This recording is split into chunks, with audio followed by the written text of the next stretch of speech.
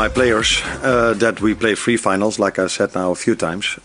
And I'm hoping, and that's why I every time come up with the word final, that I influence our fans a bit as well, that they understand how important they're going to be tomorrow. So I'm hoping they will not come into the stadium 5 minutes before the kickoff. I'm hoping the whole stadium is already completely filled half an hour before kickoff, and that these players get the reward for what they did in Paris.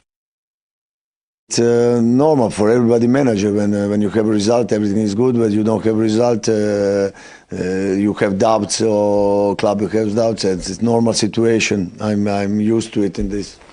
For every manager is like this. Nothing special.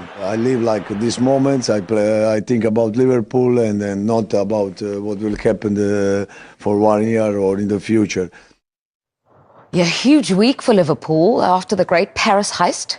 They have Southampton. I know people will be looking at it and saying, you know, top versus bottom, which we've also said. But it was 3-2 last time they met. Then they also have Champions League in midweek again against PSG, big game, and the Carabao Cup final coming up. So you're shaking your head no. Yeah, it's not going to be 3-2. Okay. It's not going to be 3-2. I mean, this Southampton side, they score the odd goal. They're shocking defensively. They've got the lowest XG in the Premier League. Liverpool have scored 2 or more goals in 25 of their 28 games so far this season. Mo Salah scored 50. He's been involved in 52 goals, as everybody knows, 30 in the Premier League. He had a quiet game in midweek. He will want to come back and get some more goals and assists. I think he's had at least 1 of each in 11 of the last 13 games. The numbers come out of your ears to tell you that Liverpool are going to pulverise Southampton. Will he play, Mo Salah, you think? I think he'd want to play. Yeah, definitely. I'm youth manager, so you'll know what I mean when I say this. And all our viewers will as well.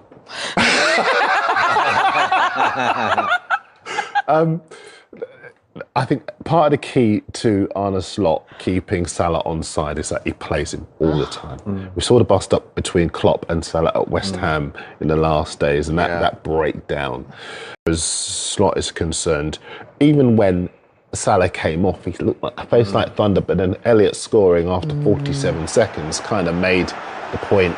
I think that Salah will want to kind of just remind people who he is. He's having a legacy season anyway.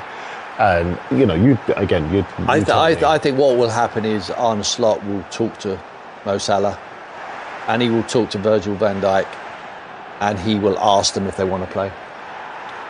I think if he had his way, I think he would like to rest them for this game because he knows how difficult that PSG second leg is going to be, and then the cup final the following week. So. The only thing I think is that we were listening to Arne Slot talking in the preamble a second ago, and I watched more of the press conference earlier on Friday, and he was really... The message he seemed to be sending out for me is that I don't want there to be complacency around this game. I want the noise to be ear-splitting. I want the players to be focused. I want everybody to treat this like a final. Because I remember early in the season when they were going to play Manchester United, and everyone believed that would be a cricket score, and Manchester United gave as good as they got. And so I got a feeling... I know you were talking about 3-2 and I was just kind of dismissing it, but I think they will want to be ruthless. I think they'll want to score early so that Southampton can't sit deep, because the game then, you know, what are they going to do? They've got to come out and play, and then I think they'll want to inflict more punishment on them. And that's probably not about Southampton. That's about the fact that there's this big week, they're in the middle of it, and they want to keep the momentum going. Yeah. I mean, you couldn't pick a better time to play Liverpool if you're Southampton. And that sounds really strange, but the only problem is Southampton are so bad. I'm not sure how much life is left in them, how much confidence is left in that group of players. And I'm talking for the manager and the group of players as well. And they're going to the toughest place. You know, Anfield is a fortress. You know, Nottingham Forest won there. They would look at that game and they would say, this is how we're going to break them down. That's a template. But listen, I just think there will be changes. If there's ever going to be changes, it will be for this game. Yeah. But Darren's absolutely right. If he's whipping the fans up in the media, they can't turn up and all of a sudden he's made 5-6 changes to his team because he's not holding his side of the bargain up. So perhaps you're right. Yeah, I got to say the Southampton fans were very entertaining in that game against Chelsea. They were singing, "You're not so special, we lose every week." And they kept, they got to entertain themselves. And I'm sure your same story at Anfield. What about midweek? The fact that PSG had 27 or 28 shots to Liverpool's 2. I think he's right. And that's why they said, hang it in the Louvre. Liverpool, Southampton. Liverpool 4, Southampton 0. Liverpool 6, Southampton 0. Both yourself and Virgil were in agreement on Wednesday night after the game that, certainly in saying that Alisson is the best goalkeeper in the world. Just tell us, from your point of view, what really sets him apart. Saving, saving ball, saving shots. It's probably one of the most important things a goalkeeper has to do. No, I think to become the best goalkeeper in the world, you sometimes need to make saves that others wouldn't make, and I think he had one or two of them Wednesday. Yeah, Wednesday it was. And in general, it was a bit exaggerated talking about 27 shots. He didn't have to make 27 saves. But he had two world-class saves in big moments for us. Because if you go 1-0 down, then the game would even be harder than it already was being 0-0. You've made a point a few times this season of saying that not often have you got more than you deserved. I just wonder, is Wednesday an example of that turning around a little bit and developing the opposite kind of habit, which could be crucial now in maybe delivering 3 trophies? That's a long question, but I leave the little bit out, I would say. We weren't a little bit lucky. We were really lucky. But as Michael Jordan said once, the harder you work, the more luck you have. And this is the biggest compliment you have to give the players. They've worked incredibly hard, and I think even the second half, we didn't control ball possession. We were not the dominant team at all, but we controlled them better than in the first half. And that also has to do with the players being able, if you were 45 minutes, the other team had the ball a lot, you had to defend so much, mentally so strong and physically so strong to come up with the second half performance with not giving away that many open chances as we did the first half, and even scoring a goal on the counter-attack. That shows you how mentally strong and physically strong these players are.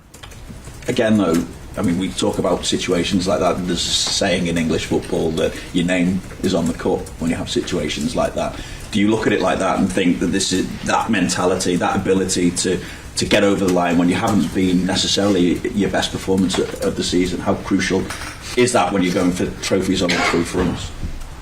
If you want to win something, if it's the Premier League or the League Cup or the Champions League or the FA Cup, you need to have once in a while a game where you don't play your best football and you are lucky, which is maybe not luck if you work as hard as we do, to get away with a result. There are almost no teams that play 38 games, or in the Champions League is not as much, only good football. I think Real Madrid is one of the best examples of that. They also find a way to win a game if the other team is better than them. And that's what they did, but I'm not looking at all at the Paris Saint-Germain game anymore. My full focus is now on Southampton, which is the first of 3 finals to be played in the upcoming week. And therefore, how much has Wednesday taken out of the players, and how does it impact then team selection? Because obviously there is that second leg to come, and then there is a cup final against Newcastle as well. Yeah, but for me the one against Southampton is by far the most important. Not only because it's the first one we play, but it is a very important one for us.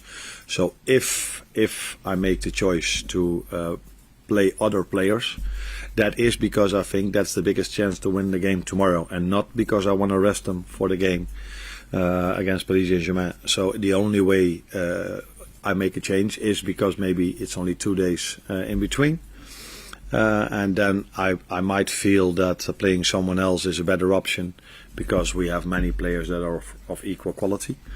But that then only has to do with us getting a bigger chance of winning the game against Southampton than it has anything to do with the Paris Saint-Germain game. Morning, Arne. What goes through your mind when you are deciding team selection? Because I know the old cliche is it's one game at a time. But in your mind, do you actually probably know your lineup against PSG and the cup final? Do you think that far ahead? No. No, not as much as you might think. Of course, you do know what to expect now from Paris Saint-Germain. You do know what to expect from Newcastle. But for me, the most important game is the one against Southampton. And if there would be 3, 4, 5 days in between these two, the last game and this one, I would have probably started the same 11 again, even if there was only 2 days in between for the next one. But since there's only 2 days in between, and we had to fight really hard, and it's not the first game after being 3 or 4 weeks out. It's probably the 50th game in 3 months. I don't know how many. So you take that into account, but you take the quality from the team you face. You take the form of the players. You take how fit they are, which players are best fit best together. So if you look at, we started off with Lucio and Jogo. Where Jogo is a type of player, 9.5 for me almost. He's almost a midfielder as a striker.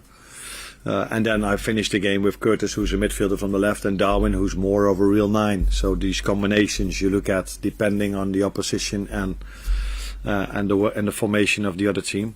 The good thing for us is, because you guys are till now only focused on Paris Saint-Germain, is that Southampton has the same formation if they have the ball as Paris Saint-Germain has. So now we need to do much better without the ball, so to press Southampton than we did against Paris Saint-Germain. So it's another good test for us.